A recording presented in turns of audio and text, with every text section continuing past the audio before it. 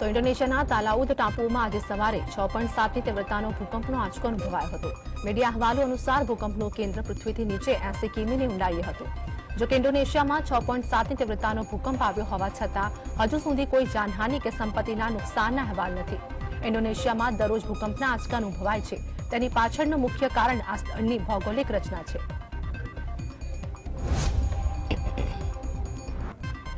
રાષ્ટ્રીય રાજધાની દિલ્હીમાં સોમવાર મહિનાનો સૌથી ઠંડો દિવસ હતો। લઘુત્તમ તાપમાન 5.3 ડિગ્રી સેલ્સિયસ નોંધાયું હતું, જે સામાન્ય કરતાં 2 ડિગ્રી ઓછું હતું। ભારતીય હવામાન વિભાગના જણાવ્યા અનુસાર સોમવારે દિલ્હીમાં તાપમાન નૈનીતાલ જેવું જ હતું। નૈનીતાલમાં લઘુત્તમ તાપમાન 5.4 ડિગ્રી સેલ્સિયસ નોંધાયું હતું। તો ભારતીય હવામાન વિભાગે મંગળવારે વાદળછાયું આકાશ અને હળવો વરસાદ અથવા ઝરમર વરસાદની આગાહી કરી છે।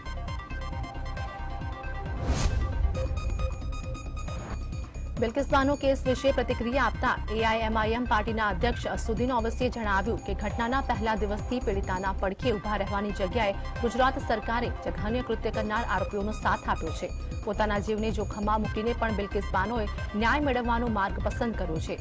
ગુજરાત સરકાર જે પીડિત બિલ્કિસ બાનોનું રક્ષણ ન કરી શકે તેને આરોપીઓને મુક્ત કરવાનો આદેશ આપ્યો। સરકારે રાજનૈતિક વિચારધારાથી ઉપરવટ જઈને આ પ્રકારના ગુનામાં સંડોવાયેલા આરોપીઓને રાહત નહીં આપવાનો દાખલો બેસાડવો જોઈએ। ઇસ્લામિક સ્ટેટ આઈએસઆઈએસ મોડેલ સાથે સંકળાયેલા આતંકી શાહનવાઝ આલમે નેશનલ એનઆઈએની પૂછપરછ દરમિયાન ઘણા મોટા ખુલાસા કર્યા છે। એ પણ સામે આવ્યું છે કે શાહનવાઝે મહારાષ્ટ્રના નાગપુરથી એન્જિનિયરિંગનો અભ્યાસ કર્યો છે। તેને માઇનિંગ વિષયમાં એન્જિનિયરિંગ કર્યું હતું। તેના મોબાઈલમાંથી ઘણા ફોટોગ્રાફ પણ મળી આવ્યા હતા, જેના પછી ખબર પડી કે તે ઘરે આઈઈડી બનાવી રહ્યો હતો। શાહનવાઝે એ પણ જણાવ્યું કે આતંકવાદીઓના નિશાને ગુજરાતના ગાંધીનગર, અમદાવાદ, વડોદરા અને સુરત શહેર હતા।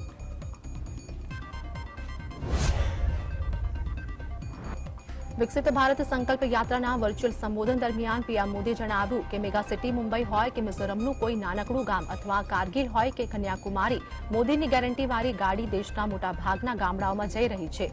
જે ગરીબ લોકોનું જીવન સરકારી યોજનાઓનો લાભ મેળવવા વીતી ગયો તેઓ વર્તમાન સમયમાં સાર્થક પરિવર્તન જોઈ રહ્યા છે। શું કોઈએ ક્યારે વિચાર્યું હતું કે સરકારી બાબુ પોતે તમારા ઘરે આવશે અને પૂછશે કે શું તમને કોઈ સરકારી યોજનાઓનો લાભ મળ્યો છે કે કેમ? કેટલાક લોકો સાથે મારી વાતચીત થઈ, તેમના ચહેરા પર પણ સંતોષ દેખાઈ રહ્યો છે। આમ આદમી પાર્ટીના 3 ઉમેદવારો સંજય સિંહ, સ્વાતિ માલીવાલા અને એનડી ગુપ્તાએ રાજ્યસભા ચૂંટણી માટે નામાંકન દાખલ કર્યા છે। આપના નેતા સંજય સિંહ જેલમાંથી પોલીસ વાનમાં ચુસ્ત સુરક્ષા બંદોબસ્ત વચ્ચે નોમિનેશન ભરવા માટે પહોંચ્યા હતા। આ દરમિયાન મોટી સંખ્યામાં તેમના સમર્થકો સ્થળ પર હાજર હતા અને સમર્થનમાં સૂત્રોચ્ચાર કર્યો હતો।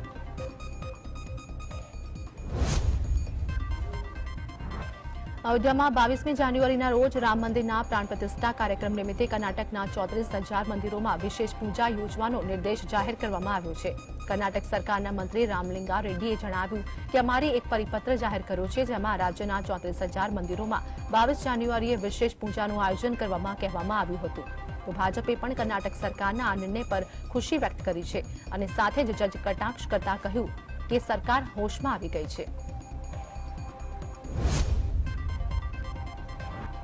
કર્ણાટકના પૂર્વ મુખ્યમંત્રી અને ભાજપના નેતા બસવરાજ બોમ્મઈએ જણાવ્યું કે અમે પ્રદેશની તમામ 28 લોકસભા બેઠકો પર જીત મેળવવા માંગીએ છીએ। આ માટે રણનીતિ ઘડી છે અને તેના પર કામ પણ કરી રહ્યા છે। રામ મંદિર વિશે વાત કરતા બોમ્મઈએ કહ્યું કે આ કોંગ્રેસની પીછે હટશે। પહેલા તેમણે રામ મંદિર મુદ્દાનો વિરોધ કરવાનો પ્રયાસ કર્યો, પરંતુ જ્યારે લોકો તેમની વિરુદ્ધ ગયા તો હવે આવા નિવેદનો આપી રહ્યા છે।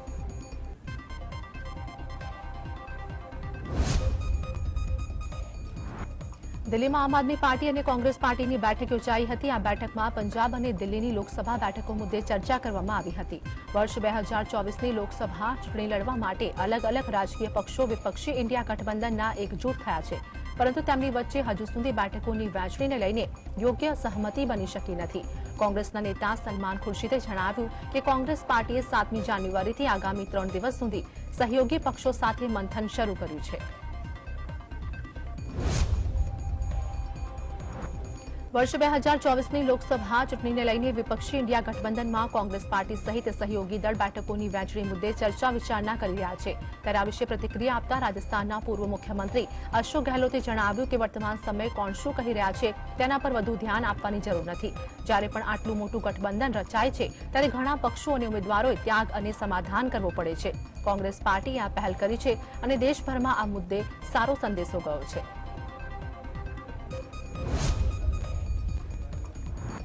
રાજસ્થાનમાં ભજનલાલ સરકારને મોટો ઝટકો લાગ્યો છે સરકાર બન્યાના 1 મહિના બાદ કરણપુર વિધાનસભા બેઠક પર ભારતીય જનતા પાર્ટીને હારનો સામનો કરવો પડ્યો છે તો કરણપુર વિધાનસભા બેઠક પર કોંગ્રેસના ઉમેદવાર રૂપિન્દર કુરેનની જીત થઈ છે ચૂંટણીના પરિણામની સરકાર પર ભલે કોઈ ખાસ અસર ન થાય પરંતુ ભાજપને આના કારણે મુશ્કેલીનો સામનો કરવો પડી શકે છે ભાજપે કરણપુરના ઉમેદવાર સુરેન્દ્રપાલસિંહ ટીટીને મંત્રી બનાવ્યા હતા પરંતુ હવે ચૂંટણીમાં હાર બાદ તેમને પણ પદ છોડવું પડશે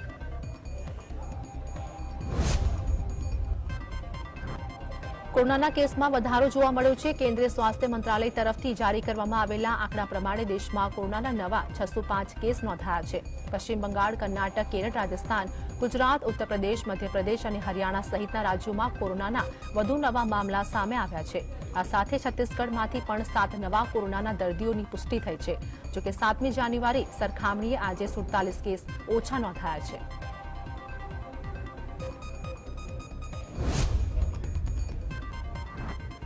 અભિનેતા સલમાન ખાનને બિશ્નોઈ ગેંગ તરફથી જાનથી મારી નાખવાની ધમકી મળી હતી ત્યારબાદ તેની સુરક્ષા માટે કડક વ્યવસ્થા કરવામાં આવી હતી છતાં હવે સલમાન ખાનની સુરક્ષામાં મોટી ચૂક થઈ હોય તેવો એક મામલો સામે આવ્યો છે મળતી માહિતી પ્રમાણે નવી મુંબઈના પનવેલ સ્થિત અભિનેતાના ફાર્મ હાઉસમાં 2 શંકમદોએ બળજબરીથી પ્રવેશવાનો પ્રયાસ કર્યો હતો જોકે આ બાદ સિક્યોરિટી ગાર્ડે આ બંને લોકોને પકડી લીધા છે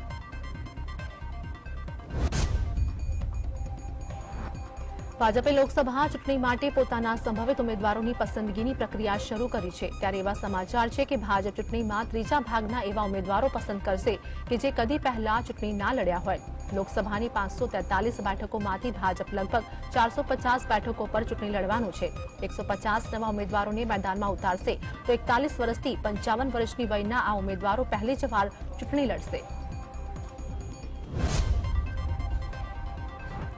રાજસ્થાનથી શ્રીગંગાનગર વિધાનસભા બેઠક પરથી સુરેન્દ્રપાલ ટીટી હારી જતા ભાજપની ભજનલાલ શર્મા સરકાર માટે પ્રથમ ગ્રાસકે મક્ષિકા જેવો ઘાટ થર્જાયો છે તો ભાજપે આ બેઠકનું પરિણામ આવ્યા પહેલા જ ટીટીને ભજનલાલ શર્મા સરકારમાં મંત્રી બનાવી દીધા હતા ભારતમાં ચૂંટણી લડી રહેલા ધારાસભ્યને મંત્રી બનાવવા હોય એવી આ પહેલી ઘટના હતી કોંગ્રેસે તેની સામે વિરોધ પણ કરેલો પણ ભાજપ આ વિરોધને ઘોડીને પી ગયેલી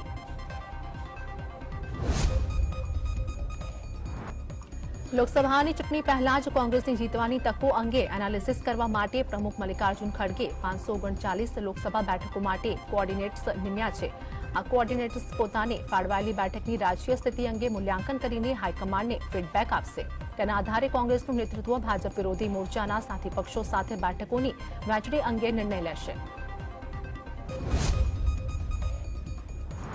ઉત્તર પ્રદેશમાં અખિલેશ યાદવ અને જયંત ચૌધરીની જોડીએ લોકસભાની ચૂંટણી માટે અગ્નિવીર કાંડ રમવાનું શરૂ કરી દીધું છે અગ્નિવીર યોજનાના કારણે ઉત્તર ભારતીયોની ઇન્ડિયન આર્મીમાં કારકિર્દી બનાવવાની તકો રોડાઈ ગઈ હોવાનો દાવો કરીને જયંત ચૌધરીએ એલાન કર્યું છે કે કેન્દ્રમાં અમારી સરકાર આવશે તો અગ્નિવીર યોજનાનો અંત લાવીને તમામ જવાનોને કાયમી નોકરીના લાભો અપાવીશું જયંત ચૌધરીએ રાષ્ટ્રીય લોકદળ ભાજપ વિરોધી મોરચા ઇન્ડિયાનો ભાગ રહેશે એવી સ્પષ્ટતા પણ કરી છે મહારાષ્ટ્રમાં શરદ પવાર અને અજીત પવાર જૂથ વચ્ચે ફરી તૂતુ મેમે શરૂ થયું છે અજીત પવારે કાકા શરદ પવારને નિશાન બનાવતા કહેલું કે મહારાષ્ટ્ર સરકારમાં કર્મચારીઓ 58 વર્ષની ઉંમરે નિવૃત્ત થઈ જાય છે પણ રાજકારણમાં કેટલાક લોકો 80 વર્ષની ઉંમર થવા છતાં પણ ખસવાનું નામ લેતા નથી અજીતે પોતાના જૂથના નેતાઓને તેના ભત્રીજા અને શરદ પવાર જૂથના ધારાસભ્ય રોહિત પવારની ટીકા નહીં કરવા અનુરોધ કરતા કહ્યું કે રોહિત હજુ બાળક છે તે સિનિયર નેતા નથી તેથી વિરુદ્ધ બોલવામાં સમય ન બગાડવો જોઈએ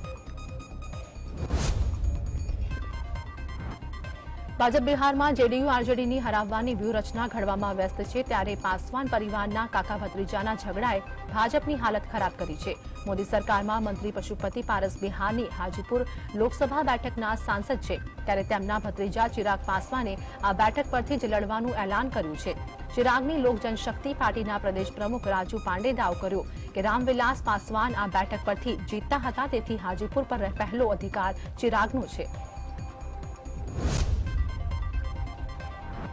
ઉત્તર ભારતમાં શીતલહેર યથાવત છે। આવનારા સમયમાં રાહતની કોઈ આશા નથી। હવામાન વિભાગે ઉત્તર પ્રદેશના અનેક જિલ્લાઓમાં ધુમ્મસનું એલર્ટ જાહેર કર્યું છે। હવામાન વિભાગના જણાવ્યા અનુસાર પંજાબ, ઉત્તરી હરિયાણાના કેટલાક ભાગો અને પશ્ચિમ ઉત્તર પ્રદેશ અને બિહારના ઘણા જિલ્લાઓમાં આગામી 1-2 દિવસમાં ગાઢ ધુમ્મસ છવાઈ શકે છે। આ સિવાય પંજાબ, હરિયાણા અને પશ્ચિમી ઉત્તર પ્રદેશમાં પણ 2-3 દિવસ સુધી ધુમ્મસ અને કોલ્ડવેવના કારણે મુશ્કેલીનો સામનો કરવો પડી શકે છે। પાડોશી દેશ બાંગ્લાદેશમાં ફરી એક વખત શેખ હસીનાની સરકાર બનવા જઈ રહી છે। તેઓ 5મી વખત બાંગ્લાદેશના વડાપ્રધાન બનવાના છે। રવિવારે થયેલી ચૂંટણીમાં શેખ હસીનાની પાર્ટી આવામ લીગે કુલ 300માંથી 2/3થી વધુ બેઠકો જીતી છે। શેખ હસીનાની પાર્ટી અવામી લીગ 300 સંસદીય બેઠકોમાંથી 224 બેઠકો જીતી છે, તો બાંગ્લાદેશ જાતીય પાર્ટીએ માત્ર 4 બેઠક જીતી છે। અપક્ષે 62 બેઠકો પર, જ્યારે અન્ય પક્ષના ખાતામાં 1 બેઠક મળી છે। લોકસભા 2024ની ચૂંટણીને લઈને ગુજરાતના રાજકારણમાં ગરમાવો જોવા મળી રહ્યો છે। ગુજરાતમાં વિપક્ષી ગઠબંધન ઇન્ડિયામાં ઉકળતા ચરુ જેવો ઘાટ સર્જાયો છે। કોંગ્રેસ નેતાઓને ભરૂચમાં આપ ઉમેદવાર નામંજૂર છે, જ્યારે આમ આદમી પાર્ટીએ ભરૂચ બેઠક પર ઉમેદવારના નામની જાહેરાત કરી દીધી છે, જેને લઈને ગુજરાતમાં ઇન્ડિયા ગઠબંધનમાં ભંગાણ સર્જાયું છે। ઝીંઝુવાડા પીએસઆઈ પર હુમલા કેસમાં પોલીસ વિભાગ વિવિધ ટીમો બનાવીને રણ કૂદી રહી છે, ત્યારે ઝીંઝુવાડા પીએસઆઈ સહિતના પોલીસ સ્ટાફ પર ટોળા સાથે ઘાતક હુમલો કરનારો જાલમસિંહ પોતાના સાથી દોસ્ત સાથે કચ્છના સામખિયાળી ટોલનાકાના ભમરીમાં દેખાયો છે।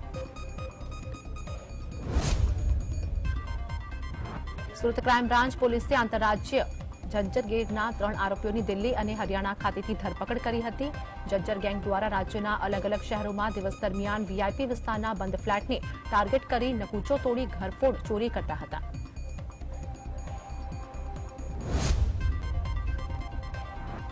સુરતની કતારગામ જીઆઈડીસીમાં ગેસ બોટલ રિફિલિંગ કરતા બ્લાસ્ટ થવાના મામલે વધુ એક વ્યક્તિનું સારવાર દરમિયાન મોત થયું છે। મહત્વનું છે કે કોમર્શિયલ બોટલમાંથી નાના બોટલમાં રિફિલિંગ કરતી વખતે બ્લાસ્ટ થયો હતો, જેમાં 4 લોકો ગંભીર રીતે ઇજાગ્રસ્ત થયા હતા અને એક વ્યક્તિનું મોત થયું હતું। ગુજરાતમાં કમોસમી વરસાદનું વધુ એક સંકટ ઘેરાયું છે, જે ખેડૂતો માટે માઠા સમાચાર સમાન છે। દક્ષિણ પૂર્વી અરબી સમુદ્રમાં અપર એર સાયક્લોનિક સર્ક્યુલેશન બનતા ગુજરાતમાં હળવા વરસાદની આગાહી કરાઈ છે, તો રાજ્યમાં આગામી 2 દિવસ હળવા વરસાદી ઝાપટાની હવામાન વિભાગે આગાહી કરી છે। હવામાન વિભાગની આગાહીના મતે આજે અમદાવાદ, ગાંધીનગર, મહેસાણા, સાબરકાંઠા, બનાસકાંઠા, અરવલ્લી, નવસારી, વલસાડ, દમણ, દાદરાનગર હવેલીમાં વરસાદી ઝાપટા પડી શકે છે। અમદાવાદ શહેરમાં ભૂતિયા ન્યાયાધીશના નામે વોરંટ જાહેર કરાતા ચર્ચાનો વિષય બન્યો છે। શહેરના નરોડા વિસ્તારના એક વ્યક્તિને ન્યાયાધીશ એચ.એ. ચૌહાણના નામે બિદાયદે બિન જામીનપાત્ર ખોટું વોરંટ બજાવવામાં આવ્યું હોવાનું સામે આવ્યું છે, જેથી વોરંટ તારીખે તે વ્યક્તિ કોર્ટમાં પહોંચ્યો ત્યારે ખબર પડી હતી કે આવા કોઈ ન્યાયાધીશ છે જ નથી।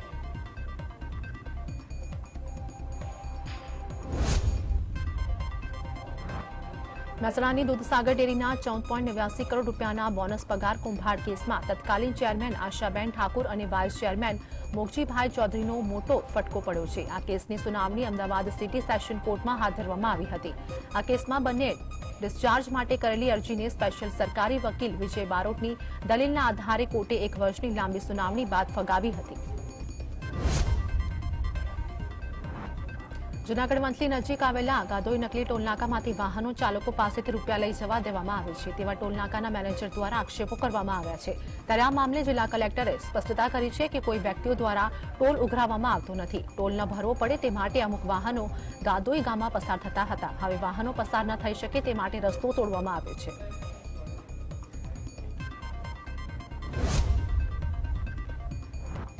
ગુજરાત મુલાકાતે રહેલા દિલ્હી અને પંજાબના મુખ્ય પ્રધાનોએ રાજપીપળા જિલ્લા જેલમાં આપના ધારાસભ્ય ચેતર વસાવા સાથે જેલમાં મુલાકાત કરી હતી। અરવિંદ કેજરીવાલ અને પંજાબના સીએમ ભગવત માન સહિત 5 લોકો રાજપીપળા જિલ્લા જેલમાં પહોંચ્યા અને ચેતર વસાવા સાથે 16 મિનિટ મુલાકાત કરી હતી।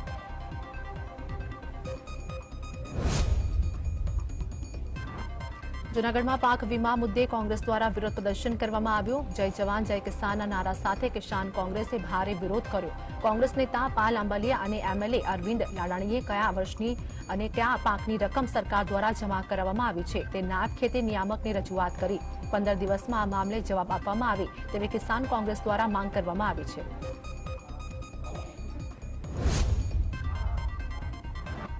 મહીસાગરના લુણાવાડા ખાતે કોંગ્રેસના ધારાસભ્ય ગુલાબસિંહ ચૌહાણના પીએ દ્વારા સોશિયલ મીડિયામાં એક પોસ્ટ મૂકવામાં આવી છે જે હાલ ચર્ચાનો વિષય બની છે. જે ફોટો સોશિયલ મીડિયામાં શેર કરવામાં આવ્યો છે એમાં ધારાસભ્ય તીરકામઠું લઈને નિશાન સાધી રહ્યા છે. આ પોસ્ટને પગલે લોકો અનેક તર્ક વિતર્ક લગાવી રહ્યા છે.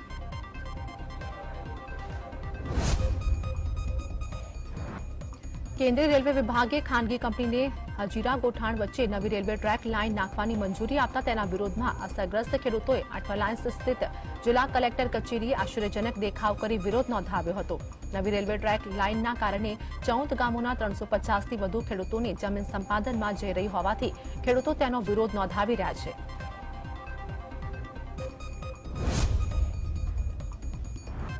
પાટણના રાધનપુર નજીક આવેલા પુલ પર ગાબડું પડવાની ઘટના સામે આવી છે. કચ્છ મહેસાણાને જોડતા પુલ પર મસમોટું ગાબડું પડતા વાહન ચાલકો મુશ્કેલીમાં મુકાયા છે. રાત્રિના સમયે અહીંયાથી ભારે વાહનોની વધારે અવરજવર રહેતી હોય છે. તેવામાં ન કરી નારાયણ કોઈ ઘટના બને તો તેના જવાબદાર કોણ? અમરેલીના લાઠિયા હજીરાધાર ગામે ભારત વિકસિત યાત્રામાં હોબાળો થયો. ભારત વિકસિત યાત્રા દરમિયાન લોકોએ સાંસદ અને ધારાસભ્યોનો ઉધડો લીધો હતો. જનતાનો સાંસદ નારાયણ કછડિયા અને ધારાસભ્ય જનક તવાડિયાને હજીરાધાર નજીકના તળાવ તોડવાને લઈને રોષ ઠાલવ્યો હતો.